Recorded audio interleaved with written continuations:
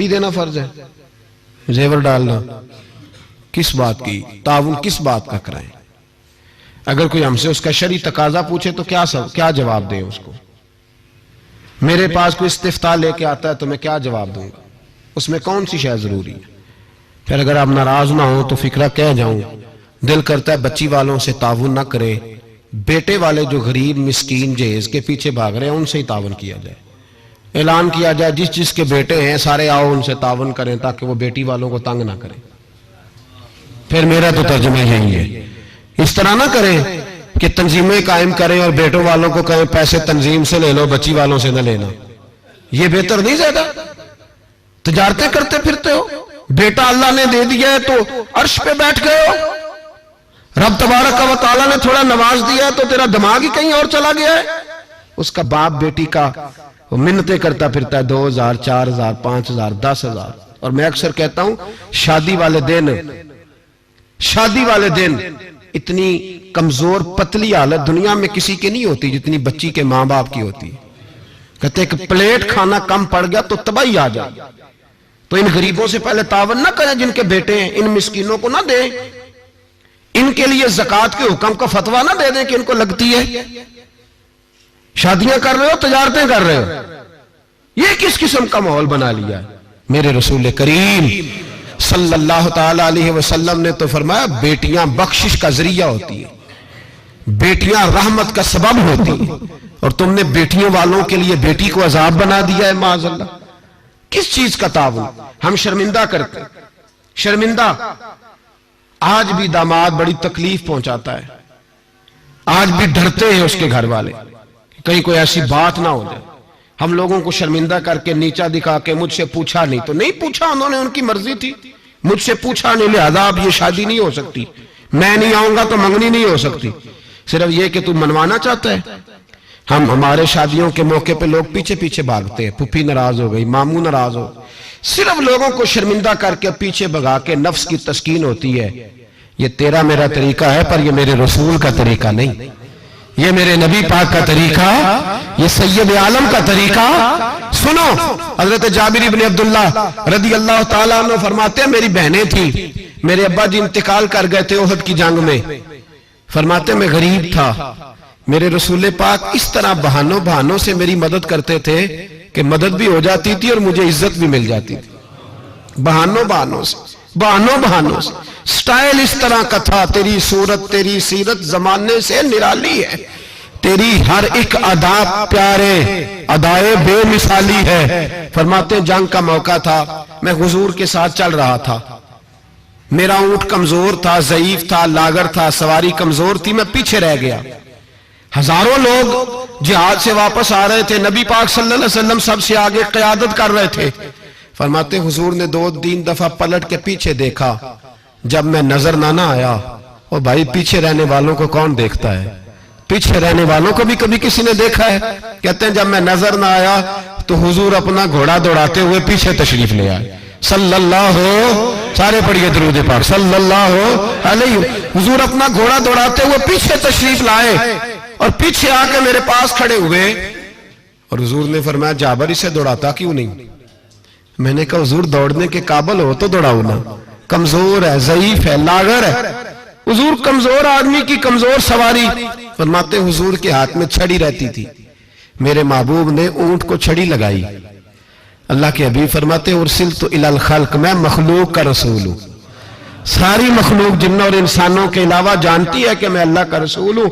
فرماتے حضور نے چھڑی لگائی اور اونٹ سے فرمایا تو دوڑتا کیوں نہیں؟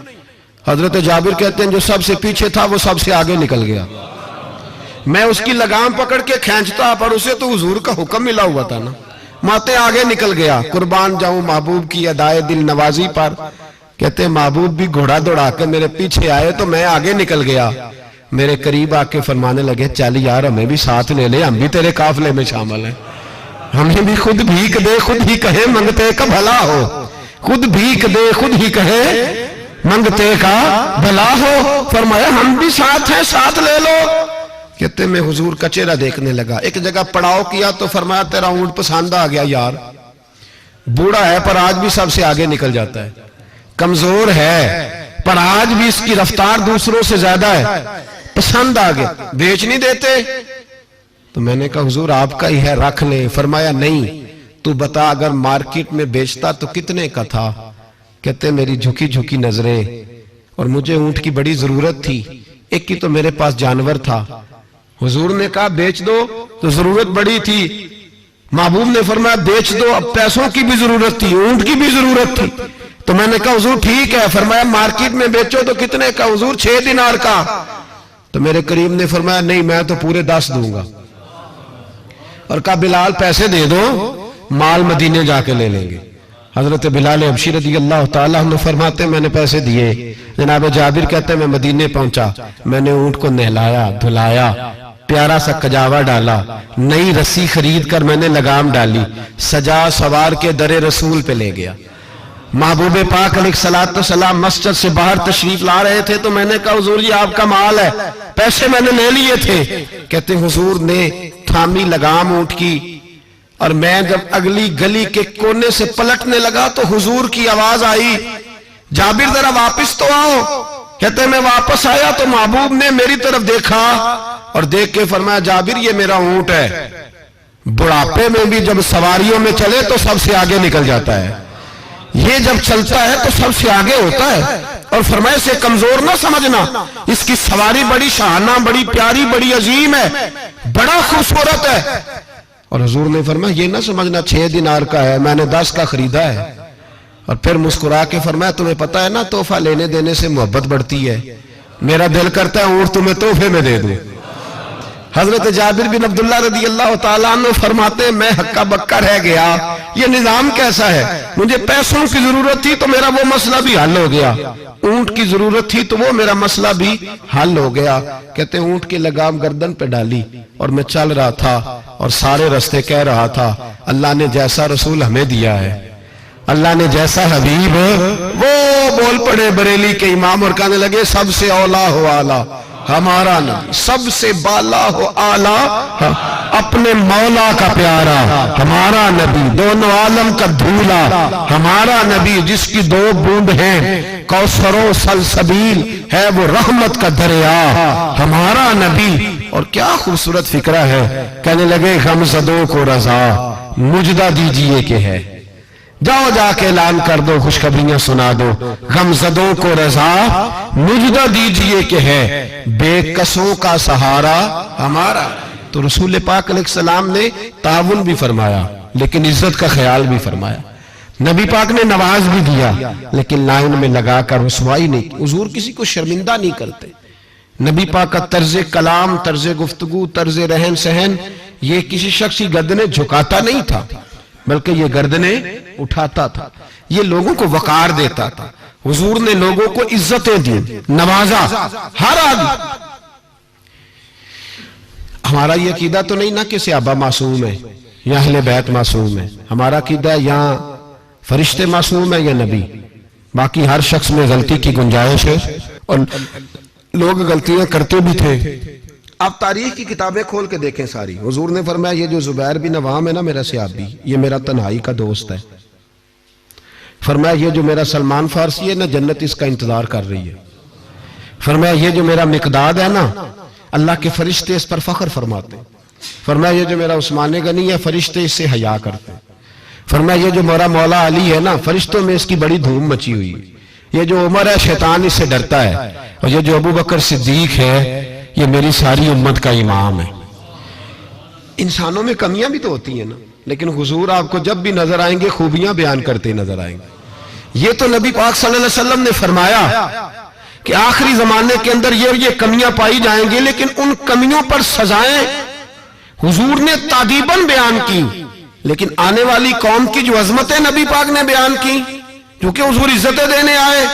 मेरे हुजूर ने सहाबा के बीच बैठ के फरमाया ये ना समझना जो आने वाले होंगे बिल्कुल निकम्मे होंगे, तुमने तो मुझे देख के कलमा पढ़ा है, तुमने तो डूबे हुए सूरज को पलटते हुए देखा है, तुमने तो चांद के 2 टुकड़े होते देखे हैं, तुमने तो पत्थरों को कलमा पढ़ते देखा है, दरख्तों को सजदे करते देखा है। फरमाया तुम्हें 1 बार मुबारकबाद, और जो मुझे बिन देखे कलमा पढ़ेंगे उन्हें 7 बार मुबारकबाद, उन्हें 7 बार मुबारकबाद। तो अजीज याद रखें हुजूर इज्जत देने आए।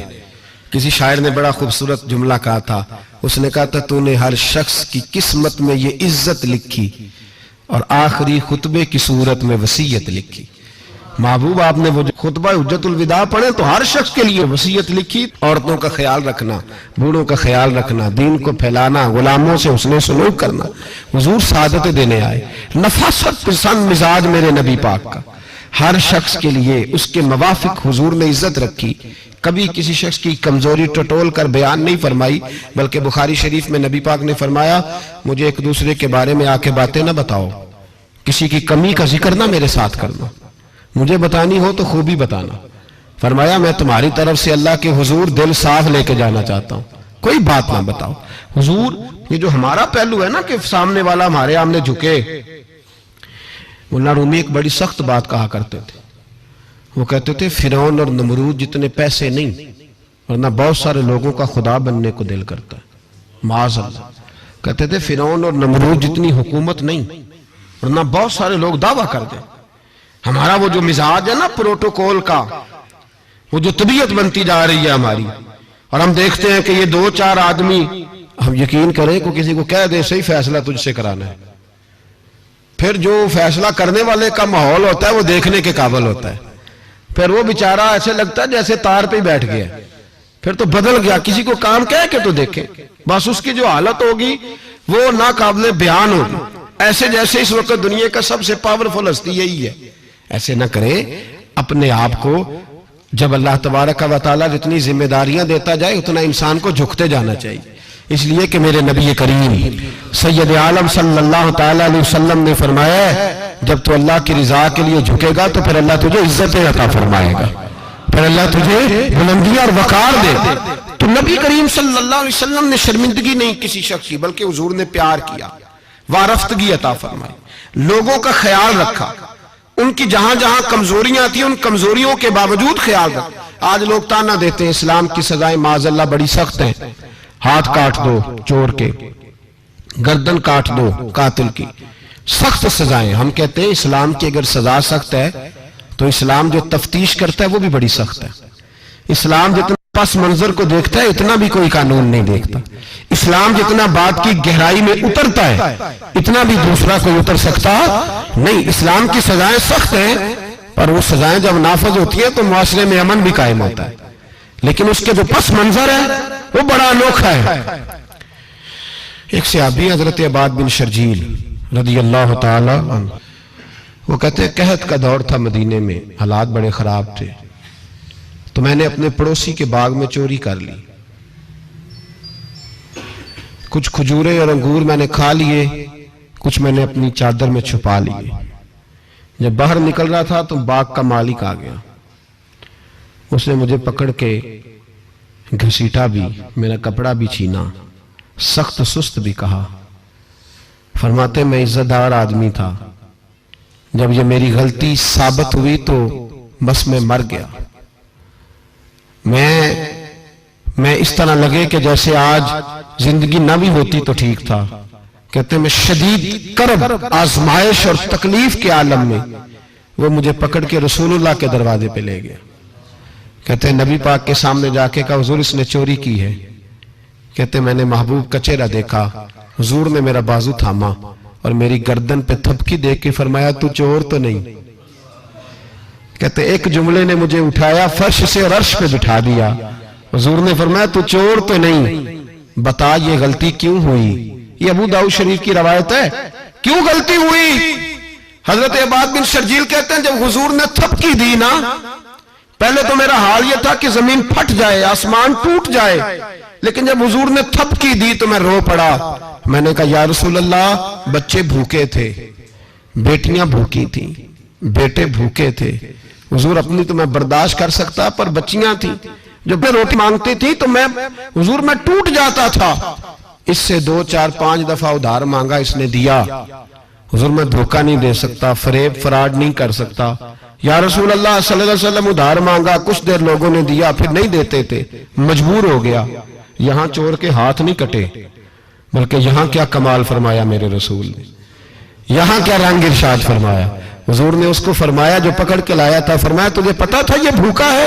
حضور پتا تھا، تو فرمایا تو نے روٹی کیوں نہیں کھلائی؟ تجھے پتا تھا یہ ننگا ہے؟ حضور پتا تھا تو کپڑا کیوں نہیں دیا؟ اب حضور سزا دینے لگے تو فرمایا چل اب سزا یہ ہے کہ 2 اونٹ مال کے بھر کے اسے دے اور دیکھنا آئندہ بھی اس کا ضرور خیال رکھتے رہنا۔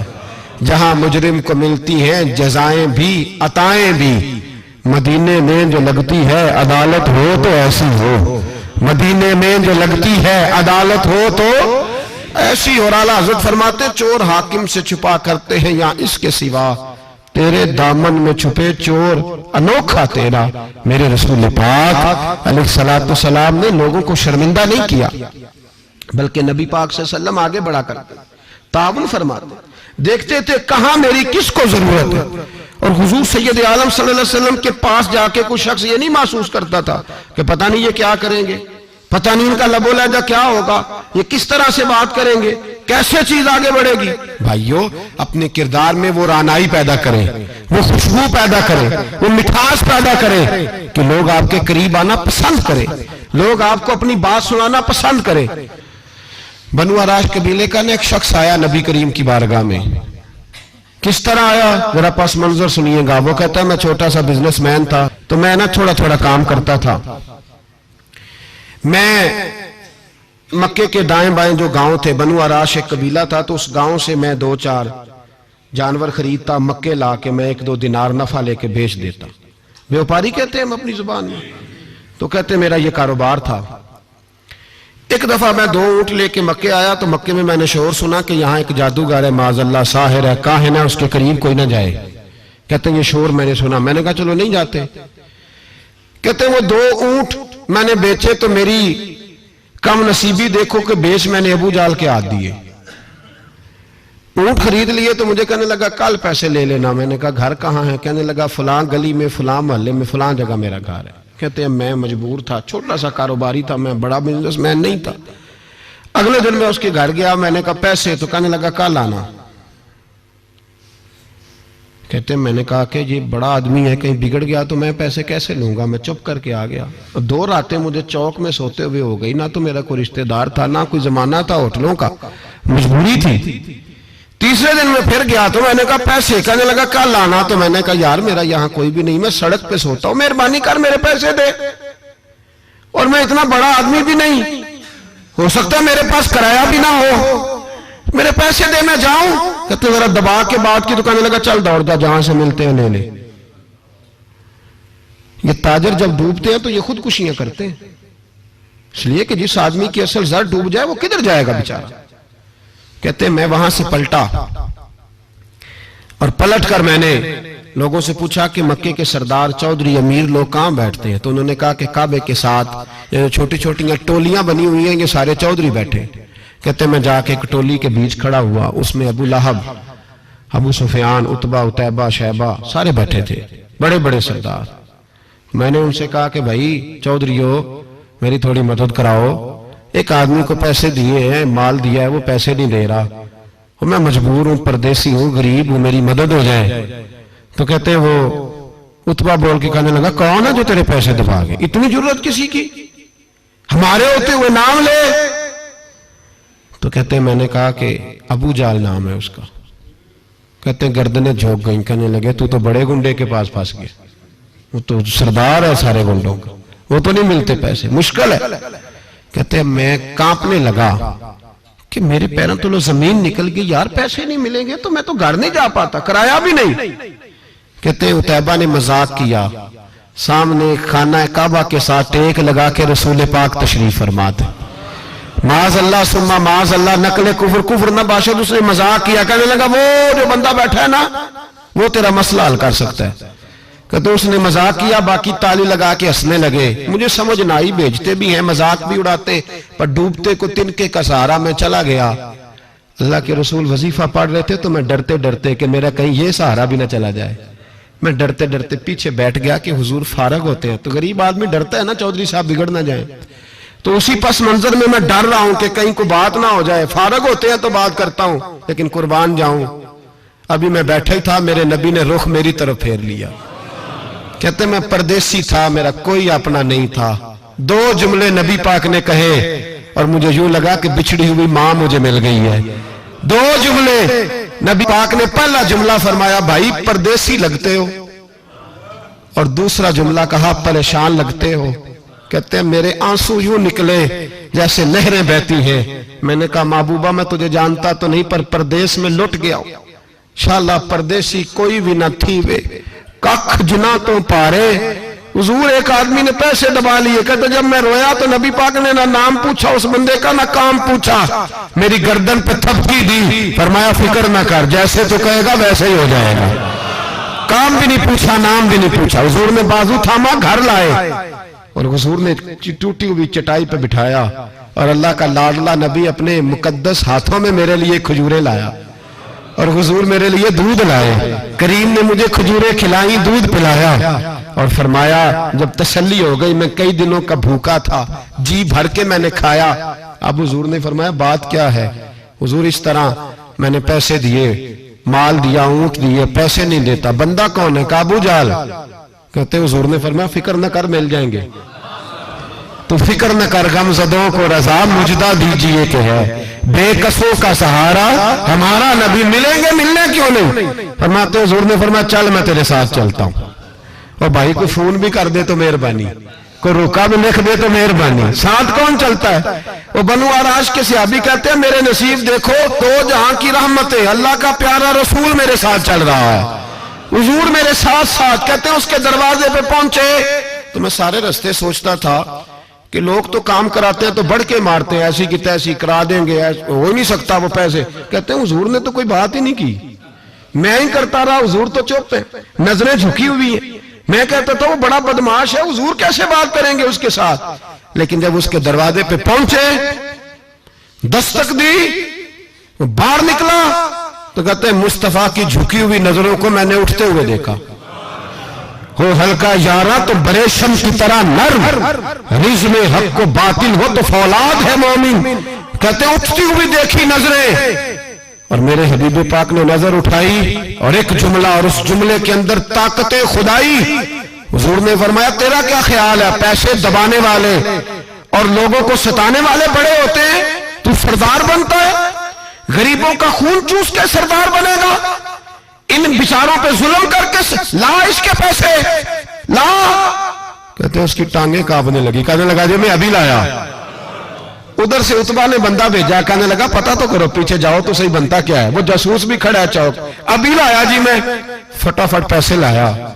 बनु आराश के कबीले के वो सहाबी कहते हैं नबी पाक अलैहिस्सलाम ने पैसे मुझे दिए और फरमाया अबू जाल तेरी आइंदा शिकायत ना आए। कहने लगा जी नहीं आएगी। कहते हुजूर ने मुझे पैसे दिए, कुर्बान जाऊं महबूबा तेरी शान पे, मेरे काम आए हैं, मेरे साथ आए हैं, मुझ पे मेहरबानी की है, और मुझी से फरमा रहे हैं तू अगर इजाजत दे तो मैं जाऊं, तू अगर खुद भीख दे, खुद ही कहे मंगते का भला हो, तू कहे तो जाऊं। कहते मैं रो पड़ा। मैंने कहा महबूबा नाम क्या है? उस शानों वाले बाप का नाम बता दे जिसके यहां आप जैसा नूरे नजर पैदा हुआ। उस शानों वाली मां का नाम बताएं जिसने आप जैसा लाल जना। कबीला बताएं। तो मेरे हबीब ने फरमाया छोड़, तेरा काम हो गया ना, नाम छोड़ तू। कहते हुजूर गुजर गए तो वो जासूस पीछे था, वो मुझे कहने लगा, मेरे करीब आया तो कहने लगा इनके पास ना जाना, ये जादूगर माज अल्लाह ना जाना, साहिर है। कहते मैंने उसको झटका और मैंने झटक के कहा अगर दुनिया में ये सच्चे नहीं तो कोई सच्चा नहीं, अगर दुनिया में ये शान वाले नहीं तो कोई शान वाला नहीं। तो मैं दौड़ के कदमों में लगा। मैंने कहा बीबा दुनिया मैंने भी बड़ी देखी है पर तेरे जैसा कोई नहीं देखा, मेहरबानी करे पढ़ाए कलमा, मैं भी आपका गुलाम बनना चाहता हूं। अजीजों हुजूर ने मोहब्बत बांटी है, शर्मिंदगियां नहीं दी, इज्जत दी है, वकार दिया है।